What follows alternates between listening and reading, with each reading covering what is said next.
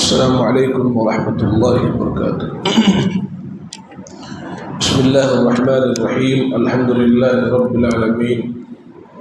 والصلاة والسلام على اشرف الانبیاء والمرسلین محمد وعلى آلہ وصحبہ اجمعین ومن تبعهم بإحسان الى یوم الدین، اما بعد۔ محترم مصلیان گرامی قدر، اسلامی بھائیوں، بزرگوں اور نوجوان دوستوں، آگے کی آیات میں اللہ سبحانہ و تعالی نے حیض سے متعلق بعض امور پر گفتگو کی ہے۔ حیض کسے کہتے ہیں؟ بلوغت کے بعد لڑکی کو ہر مہینے جو کچھ ایام میں خون آتا ہے اسے حیض کہا جاتا ہے، جسے ہم اور آپ پیریڈز کے نام سے جانتے ہیں۔ بالغ ہونے کے بعد سے لے کر کے ایک عمر تک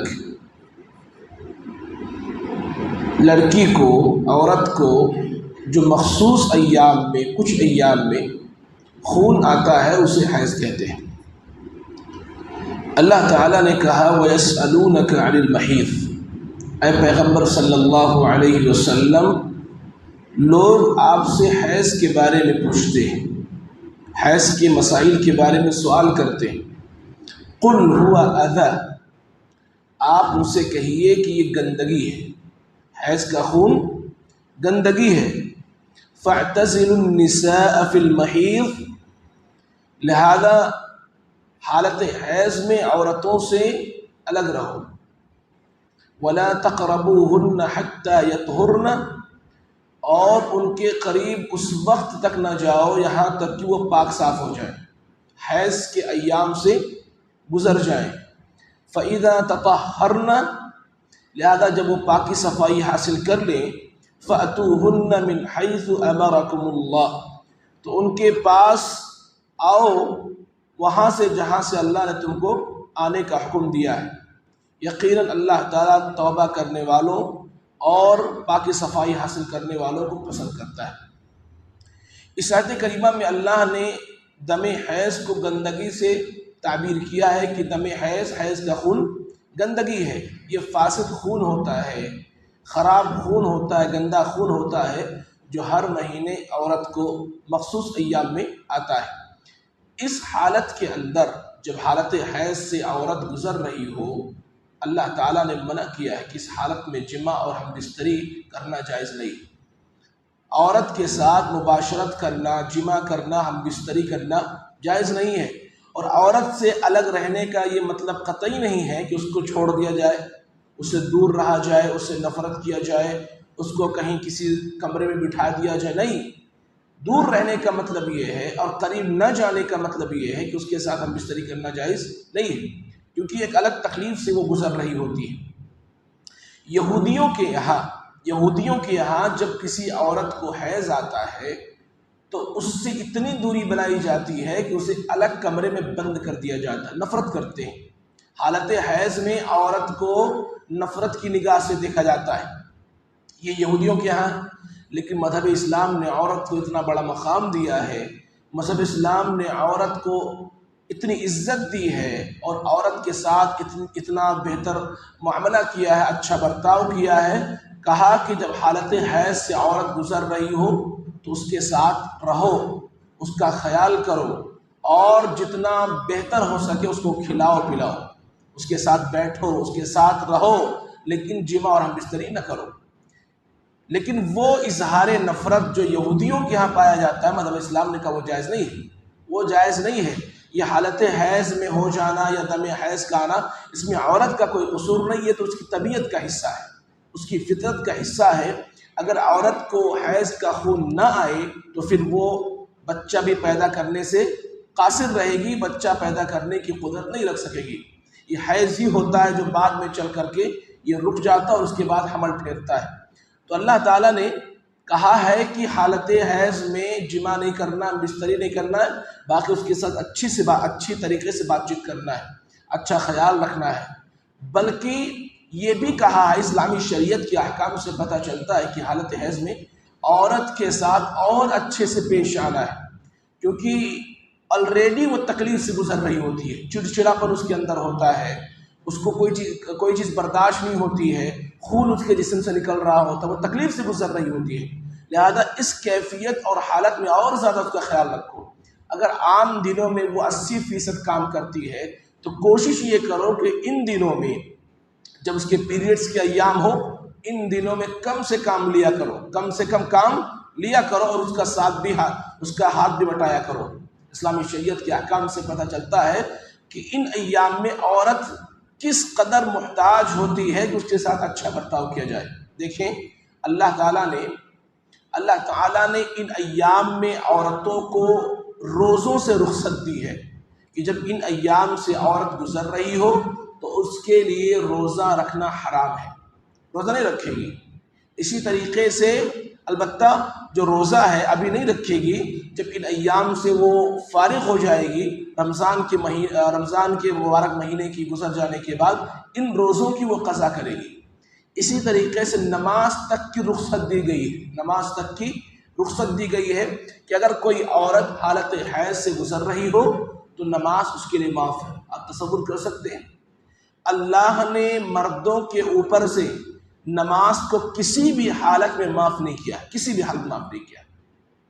اللہ نے کہا اگر کھڑے ہو کر نہیں پڑھ سکتے ہو تو بیٹھ کر کے پڑھو، بیٹھ کر کے نہیں پڑھ سکتے ہو تو لیٹے لیٹے پڑھو، اگر لیٹے لیٹے پڑھنے کی طاقت نہیں، ہاتھ پیر ہلانے کی طاقت نہیں ہے تو آنکھوں کے اشارے سے پڑھو، لیکن پڑھو۔ اسی طریقے سے حالت جنگ میں، جنگ ہو رہی ہے، سامنے دشمن ہے، جنگ چل رہی ہے، اس موقع پر صلاۃ الخوف کے نام سے مذہب اسلام نے، اسلامی شریعت نے نماز کو مشروع قرار دیا اور کہا کہ اس حالت میں بھی نماز معاف نہیں ہے۔ اس حد تک مذہب اسلام نے نماز کی پابندی کے اوپر بھارا ہے، نماز کو واجب قرار دیا ہے، لیکن عورتوں کے بارے میں ان کی طبیعت، ان کی صنفیت، ان کی کمزوری کو دیکھتے ہوئے مذہب اسلام نے کہا کہ جب حالت حیض سے عورت گزرے تو اس کے اوپر سے نماز اٹھا لی جاتی ہے، اور یہ نماز جو وہ چھوڑے گی ان کی قضا بھی نہیں ہوگی، ان کی قضا بھی نہیں کرنا ہے۔ ہاں روزوں کی قضا کرنا ہے لیکن نمازوں کی قضا نہیں کرنا، کیونکہ ان کی طبیعت میں کمزوری ہوتی ہے، ان کی فطرت میں کمزوری ہوتی ہے، یہ بعد میں چل کر کے بھی یہ عاجز رہیں گی، نہیں کر پائیں گی۔ تو مذہب اسلام کا یہ احترام ہے عورت کے تئیں، مذہب اسلام کا یہ اعزاز ہے عورت کے سائیں، اور عورت کا یہ مقام ہے مذہب اسلام کے اندر کہ جہاں ایک طرف یہودی اپنی عورتوں سے جدا ہو جاتے ہیں، اپنی عورتوں کے ہاتھوں پانی نہیں پیتے ہیں، اس حالت میں اپنی خواتین کو الگ کمرے میں بند کر دیتے ہیں، ان کے ساتھ بیٹھنا گوارا نہیں کرتے، مذہب اسلام نے کہا نہیں، اس حالت میں صرف جمع حرام ہے، ہم بستری کرنا حرام ہے، اس حالت میں یہی حرام ہے، اس کے علاوہ آپ ان کے ساتھ بیٹھیے، باتیں کیجئے، ان کو اچھا اچھا کھلائیے، ان کا خیال کیجئے، اور جتنا بن سکے ان کی ہمت افزائی کیجئے، دلجوئی کیجئے۔ اما عائشہ رضی اللہ تعالی عنہ بیان کرتی ہیں کہ جب میں حالت حیض میں ہوتی تھی تو اللہ کے نبی صلی اللہ علیہ وسلم اور میں ایک ہی ازار میں ہوا کرتے تھے، ایک ہی، میں شرمگاہ کی جگہ پر کپڑا رکھ لیا کرتی تھی، اور اما عائشہ کہتی ہیں کہ اللہ کے نبی صلی اللہ علیہ وسلم ان مردوں میں سے ایک تھے کہ جن کو اپنے نفس پر بہت زیادہ کنٹرول ہوتا تھا، تو اللہ کے نبی صلی اللہ علیہ وسلم کا ہر عمل ہمارے لیے اسوہ ہے، نمونہ ہے، لہذا حالت حیض میں عورت اس بات کی مستحق ہوتی ہے کہ زیادہ سے زیادہ اس کے ساتھ اس کا خیال رکھا جائے، تاکہ وہ جو تکلیف جس سے وہ گزر رہی ہے اس کی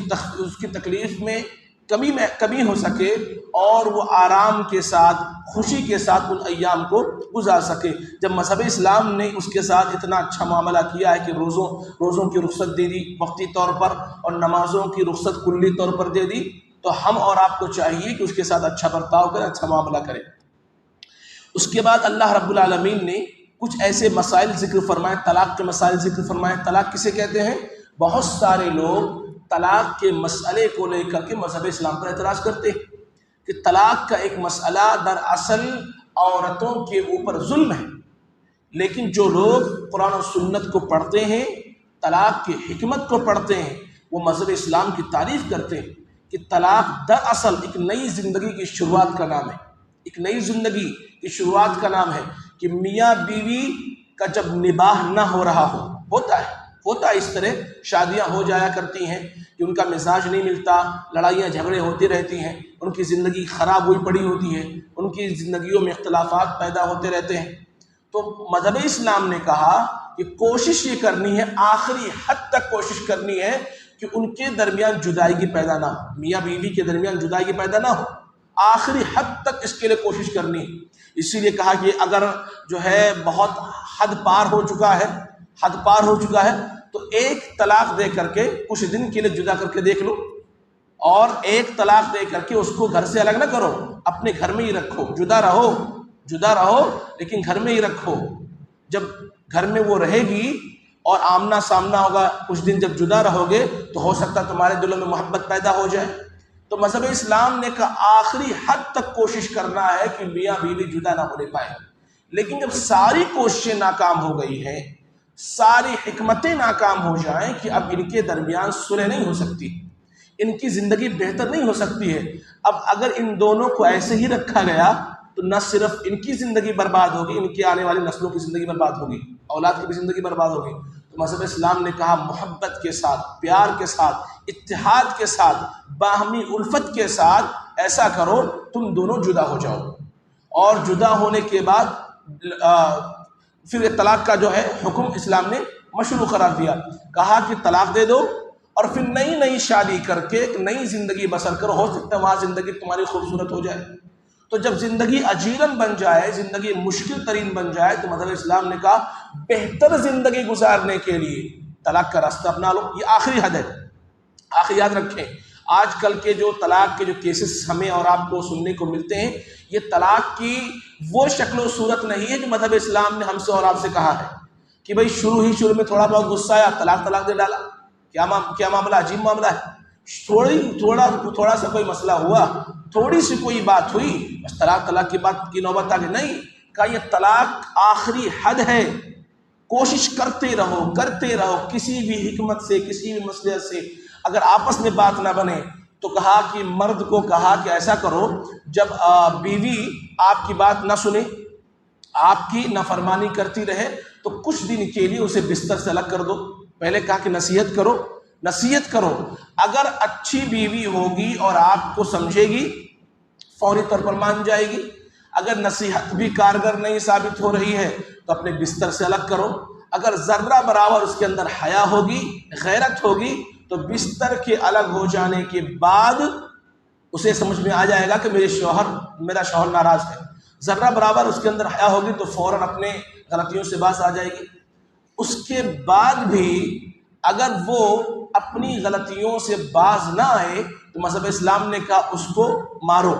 اور مارنے کا مطلب قطعی نہیں ہے جو آج کی کیفیت دیکھی جا رہی ہے کہ جو ہاتھ میں اٹھایا اپنی بیوی کو مارنا شروع کر دیا۔